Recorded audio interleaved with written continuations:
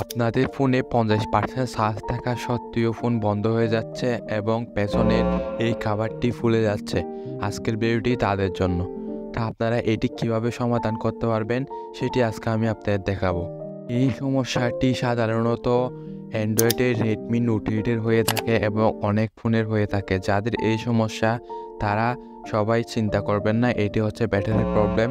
আপনার ব্যাটারির প্রবলেম হলে আপনারা সাধারণত মেকানিকের দোকানে যাবেন না। মেকানিকের দোকানে না গিয়ে আপনারা সরাসরি কাস্টমার কেয়ারে চলে যাবেন। কাস্টমার কেয়ার কোথায় সেটি জানার জন্য আপনারা গুগলের ম্যাপের মধ্যে চলে যাবেন। ম্যাপের মধ্যে গিয়ে আপনাদের যে এরিয়া আছে, যেমন আমার কাস্টমার কেয়ার হচ্ছে কক্সবাজার, আমি কক্সবাজার গুগল ম্যাপের মধ্যে গিয়ে শাওমি কাস্টমার কেয়ার কক্সবাজার লিখে সার্চ করব। এইখানে যেটা আসে ওই জায়গাতে গিয়ে আমি মোবাইলটায় আমি ব্যাটারি অ্যাক্সেস করার জন্য দিব।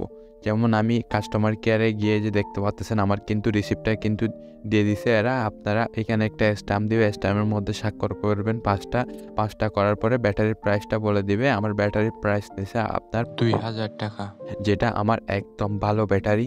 এই নোট 8 এই ব্যাটারি দিছে আমাকে অরিজিনাল, তার জন্য একটু দাম বেশি।